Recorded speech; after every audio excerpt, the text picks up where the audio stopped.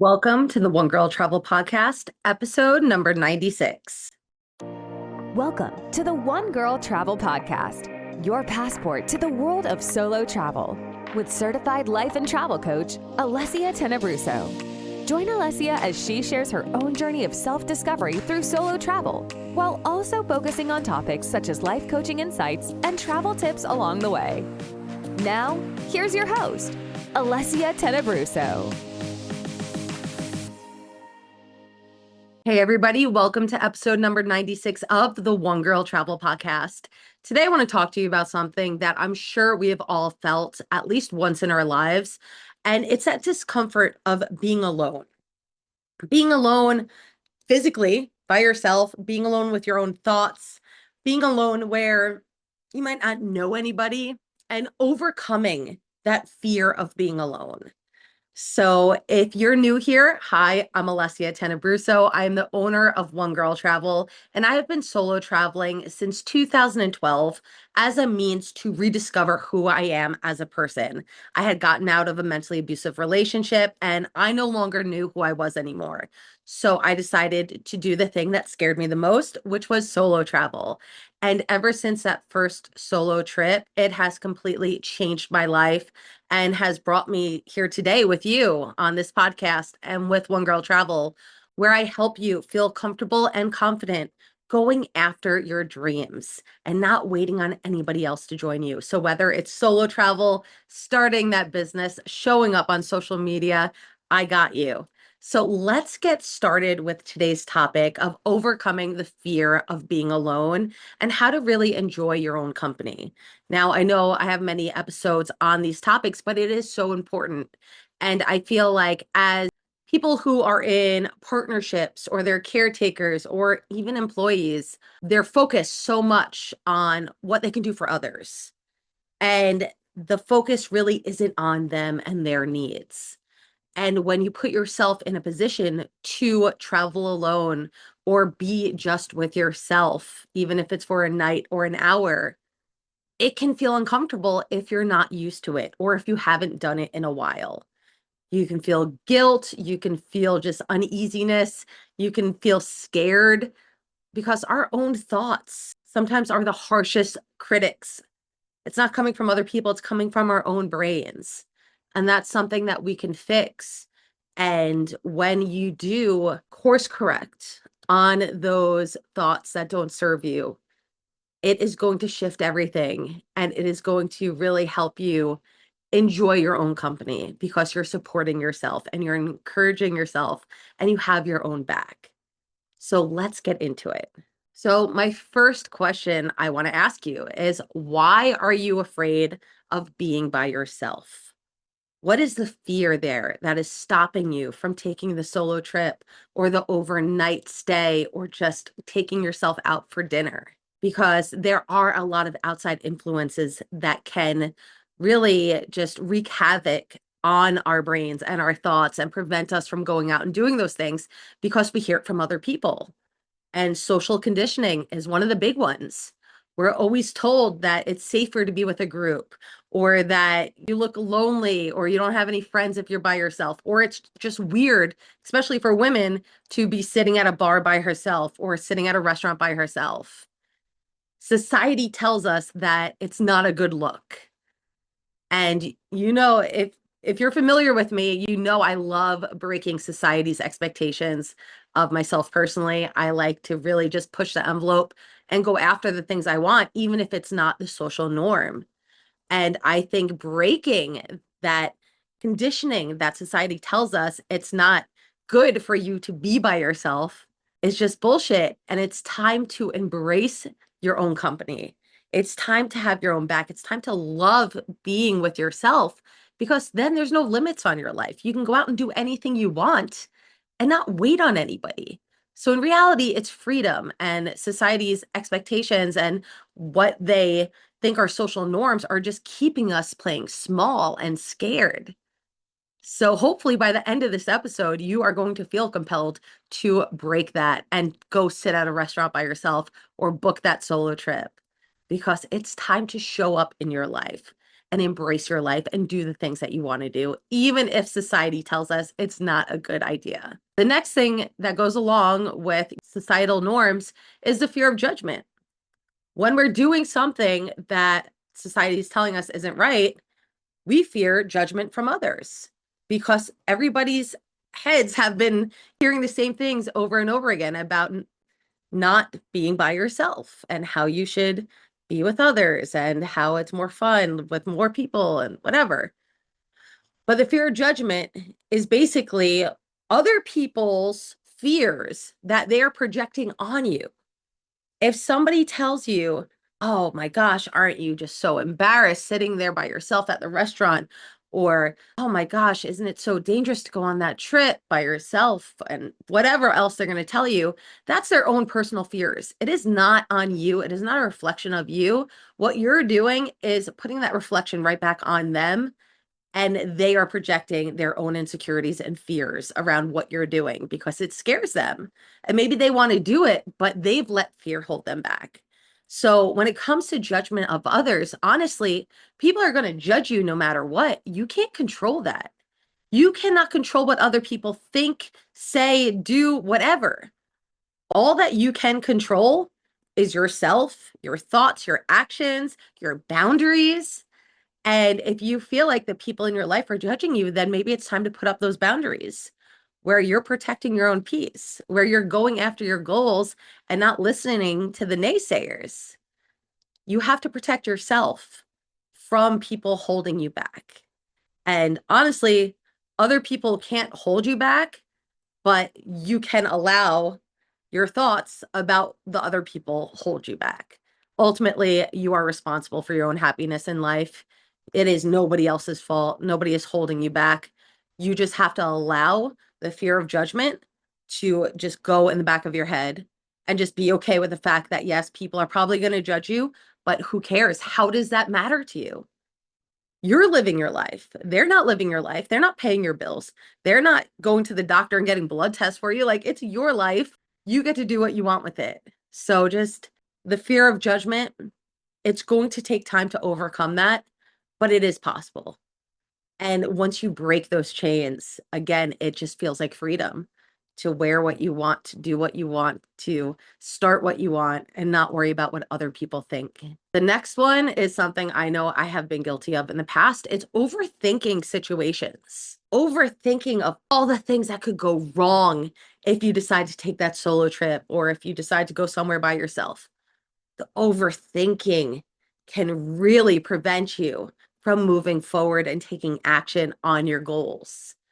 So instead of overthinking, instead of making up these false narratives that don't even exist yet, why not think about all the things that can go right? Think about the best case scenario. What could happen if you step outside your comfort zone and try something new or go somewhere by yourself? Think of all of that. Don't let just the overthinking and the fear build up so much that it's stopping you from doing what you want to do. And again, all of these things, they don't just go away overnight. They take time. Like anything else, spending time by yourself is a muscle you have to flex over and over and over again to get easier. So just keep doing it. It's going to feel uncomfortable at first, but just keep doing it and it's going to get easier and more enjoyable. So now that we covered the fears that hold us back from enjoying our own company and being alone, now let's talk about reframing the thoughts around alone time. Instead of thinking about spending time by yourself or going on a solo trip or just being alone as scary or intimidating, allow yourself to reframe that and think of it as opportunities for growth. I feel like after every single one of my solo trips or times I spent by myself, even if it's an overnight trip or just sitting alone at a restaurant, I grow. I expand as a person. I get back to myself. I am recharging my soul because I'm doing something just for me, not for anybody else. This is just for me. And that recharge can just shift everything. Maybe you're a burnt out parent and you haven't had a moment to yourself in God knows how long. go take yourself out to the movies, go take yourself out to lunch, whatever you can get away with in your schedule, or make it that much of a priority that you're actually putting it in your schedule where you are undisturbed and you can take that time for yourself, because it's truly going to recharge what you need in that moment, and just putting all that love and energy into yourself. The next way you can reframe alone time is time for self-discovery. So I love taking solo trips and doing something I've never done before on those trips. Because, like I said, it's a recharge, it's room for growth, it's about experimenting and trying new things. And when you really get to rediscover who you are, because maybe you're doing something you haven't done in a really long time, or maybe you're doing something you've always wanted to do but never allowed yourself to do. You're learning about yourself because we are always evolving. Our interests are changing. But when you just spend that time on your own and focus your energy on yourself, that's time back where you get to just embrace who you are and what your soul desires and all the things that you want to do. And you are going to learn a lot about yourself.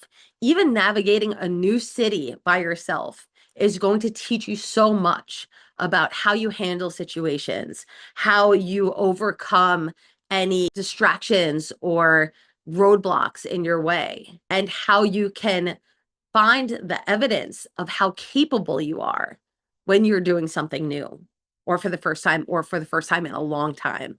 And then you can reframe alone time as confidence practice.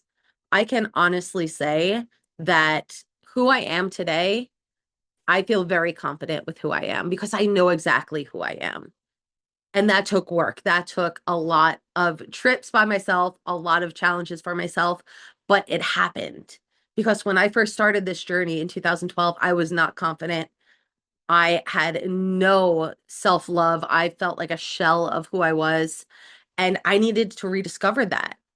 And I found my confidence by proving to myself that I am capable, that I can do hard things, that I can overcome challenges, that I am awesome and I have my own back. That's where becoming your own best friend comes in, because you're learning how to enjoy your own company and to support yourself.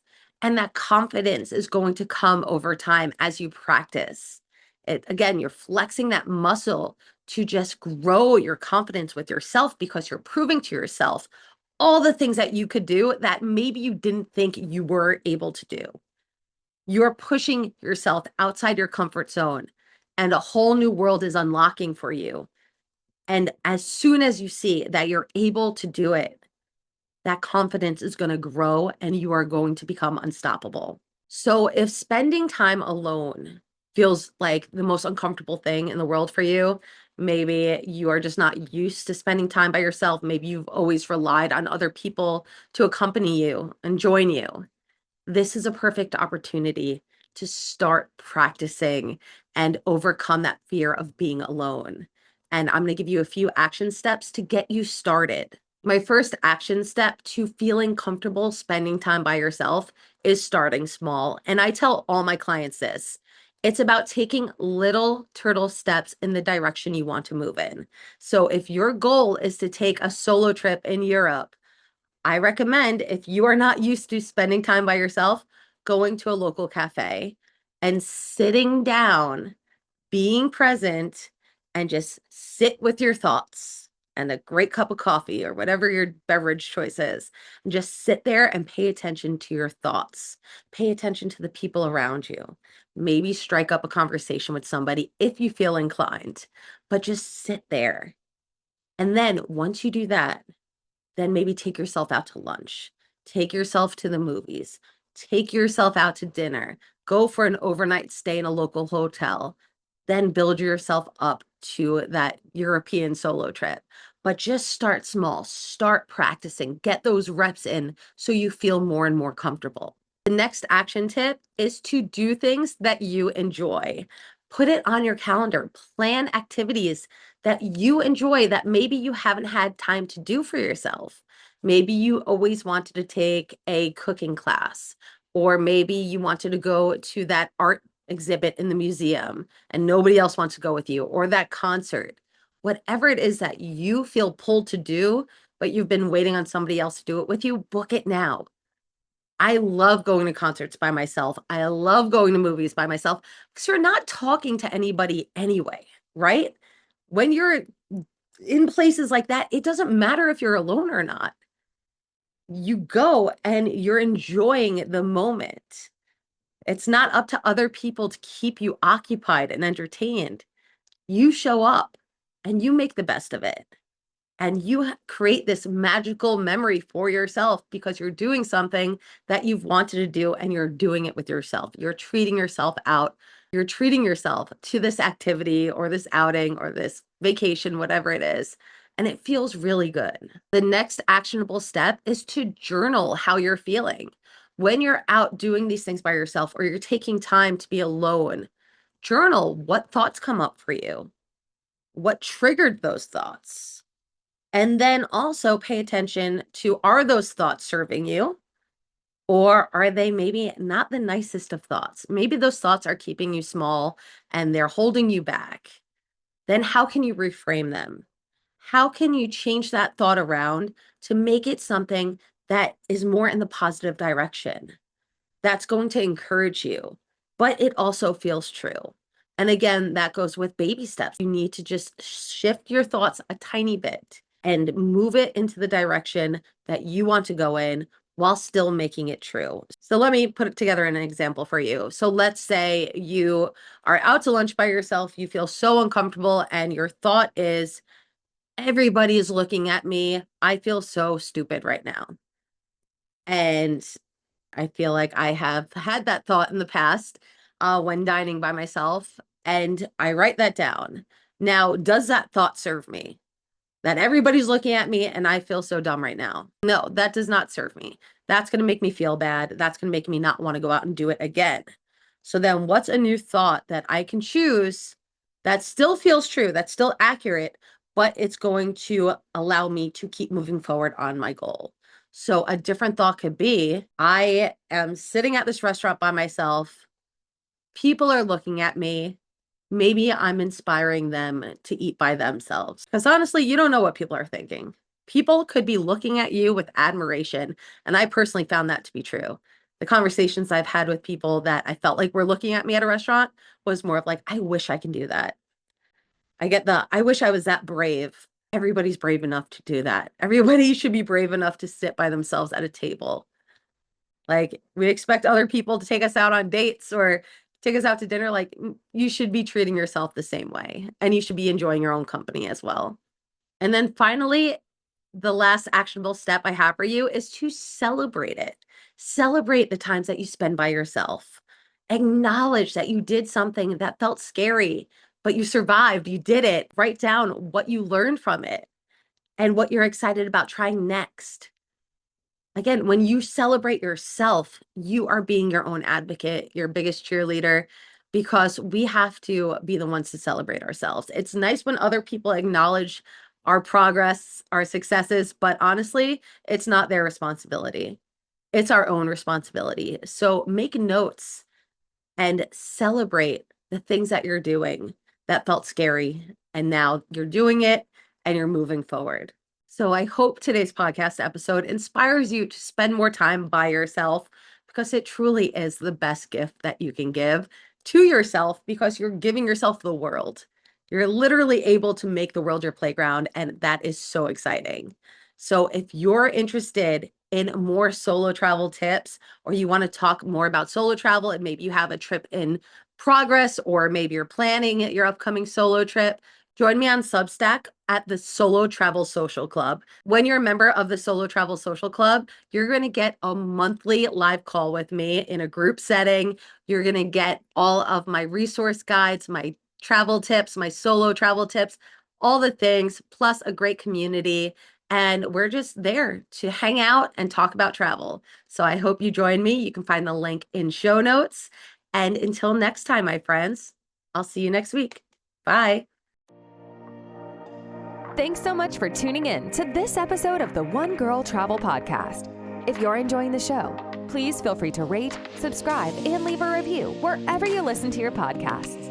You can find out more about your host on our website, onegirltravel.com, or follow her on Instagram, Facebook, Pinterest, and TikTok.